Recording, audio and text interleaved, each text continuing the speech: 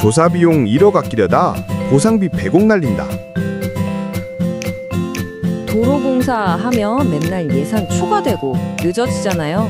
그 뒤에 숨겨진 정말 수십억 원짜리 비밀이 있다는 거 아셨나요? 오늘 바로 그 얘기를 해보려고 합니다. 아니, 왜 유독 도로공사는 맨날 돈이 더 들고 기간은 늘어나는 걸까요? 여기저기서 그럴 줄 알았다는 소리까지 나오잖아요. 오늘 그 근본적인 원인을 한번 제대로 파헤쳐보겠습니다. 그 해답은요, 놀랍게도 우리 눈에 보이지 않는 곳에 숨어 있습니다. 바로 땅속에요. 이걸 뭐라고 부르냐면 추정암선이라고 합니다. 좀 생소하시죠?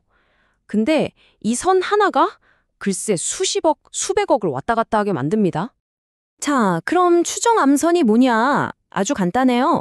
땅을 파다 보면 부드러운 흙이 나오다가 어느 순간부터 단단한 돌, 그러니까 암반이 나오잖아요. 그 경계가 어디쯤일 거다 하고 예측한 선, 그게 바로 추정암선입니다. 여기서 제일 중요한 단어는 바로 예측이에요.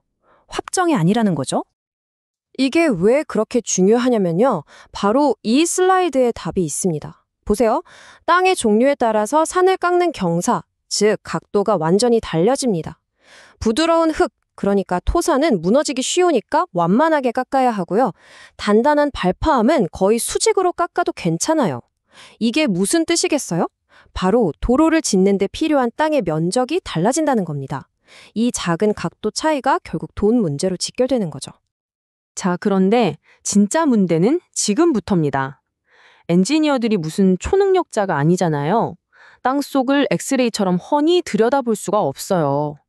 그래서 어떻게 하냐면 시추공이라고 해서 몇 군데 구멍을 뚫어서 땅속을 샘플링하는 겁니다. 그리고 그 점들을 쭉 이어서 암반이 대충 이렇게 있겠구나 하고 추측하는 거죠. 정말이지 눈 가리고 코끼리 더듬는 거랑 똑같은 상황인 겁니다. 그렇다면 만약 그 추측이 틀리면 어떻게 될까요? 네, 바로 여기서부터 모든 문제가 시작됩니다. 이 작은 예측 오류 하나가 어떻게 프로젝트 전체를 집어삼키는 재앙이 되는지 지금부터 두 가지 시나리오로 나눠서 보여드릴게요. 자, 이제부터 잘못된 예측이 불러오는 두 가지 시나리오를 살펴보겠습니다. 상황은 정반대인데 결과는 둘 다 끔찍합니다. 딱 두 가지 경우입니다. 여기 보시는 것처럼 시나리오 A는 생각보다 돌이 더 위에 있네 하는 경우고요. 시나리오 B는 파도 흙만 나오네 하는 경우입니다. 이 둘의 차이가 정말 어마어마합니다.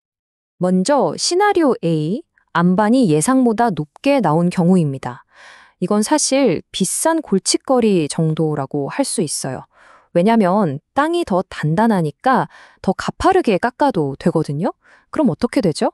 미리 사둔 땅이 남아돌게 됩니다. 결국 국민 세금으로 필요도 없는 땅을 산 셈이 되는 거죠. 돈은 아깝지만 그래도 공사를 멈출 정도는 아닙니다. 하지만 시나리오 B는 차원이 다른 얘기입니다. 이건 그냥 프로젝트 킬러예요. 자, 생각보다 땅이 물러요. 그럼 계획대로 가파르게 깎으면 어떻게 될까요? 무너지겠죠?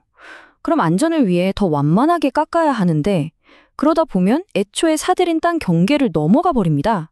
옆집 땅을 침범하게 되는 거예요. 이건 명백한 불법이죠? 그래서 그 즉시 모든 공사는 올스톱됩니다. 그냥 멈추는 거예요. 보셨죠? 시나리오 A는 그냥 돈 문제로 끝나지만 시나리오 B는 프로젝트 자체를 멈춰 세웁니다. 그 파급 효과는 정말 비교가 안 될 정도로 파괴적이에요. 이 작은 예측 하나가 수백억, 수천억짜리 프로젝트를 그냥 공중분해시켜버릴 수 있다는 겁니다. 그리고 이 문제는요, 단순히 공사 현장에서만 끝나는 게 아닙니다. 그 오류 하나가 연쇄 반응을 일으키면서 걷잡을 수 없이 커지거든요. 그야말로 파급 효과죠. 이 보표를 한번 보세요. 이게 바로 그 오류 하나가 불러오는 진짜 비용입니다. 프로젝트 지원이 40%, 예산 초과가 30%, 법적 분쟁에 안전 문제까지. 그리고 가장 무서운 건 뭐죠? 바로 5%를 차지하는 대국민 신뢰도 하락입니다. 결국 이 모든 피해는 전부 우리 세금으로 메워야 하고 정부에 대한 불신만 쌓여가는 거죠. 정말 답답하죠. 그럼 이 악순환을 끊을 방법은 없는 걸까요? 다행히도 있습니다. 그리고 놀랍게도 그 방법은 아주 간단하고 명확합니다. 그 해결책은 바로 원칙을 지키는 것입니다. 여기 인용된 문구처럼 국토교통부의 시행 기준에 따라서 충분히 시추공 조사를 하는 거예요. 과하거나 모자라지 않게 딱 정해진 대로만 하면 이런 설계 변경을 막을 수 있다는 거죠. 예산 좀 아끼자고 시추공 몇 개 뺐다가 나중에 더 큰 돈 날리고 국민 불신까지 사는 일은 없어야 한다는 겁니다. 국토부 기준? 그럼 그게 얼마나 깐깐할까요? 한번 보세요.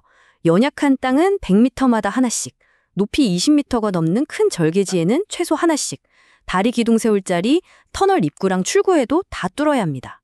이게 이 정도 하면 좋지가 아니에요. 예산 낭비와 안전사고를 막기 위한 최소한의, 정말 최소한의 약속이자 의무인 겁니다. 조사 비용 아끼려고 시추공 줄이는 거요? 이걸 경제학 용어로 가짜 경제라고 합니다.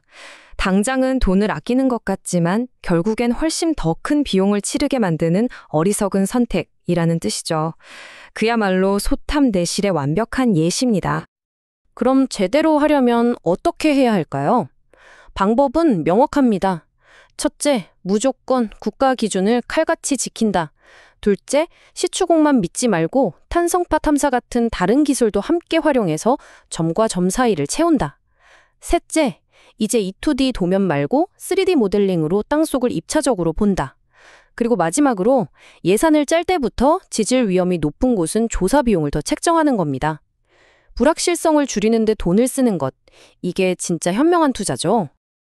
자, 그럼 결론입니다. 이 모든 이야기에서 우리가 꼭 기억해야 할 단 한 가지는 무엇일까요? 바로 이 숫자입니다. 1%. 땅속을 제대로 들여다보는 데 드는 비용은요, 보통 전체 공사비의 1%도 안 됩니다. 여러분, 1%를 아끼자고 나머지 99%를 통째로 날릴 위험을 감수하는 게 과연 합리적인 선택일까요? 결국 좋은 도로를 만드는데 가장 중요한 건 우리 눈에 보이는 매끈한 아스팔트가 아니었습니다. 바로 우리가 볼 수 없는 그 땅속, 그 기초를 얼마나 튼튼하게 다졌느냐에 모든 것이 달려 있었던 거죠. 이렇게 작은 투자로 거대한 재앙을 막을 수 있다는 걸 알면서도 왜 우리는 여전히 대충 이렇겠지 하는 식의 추측에 의존해야만 할까요?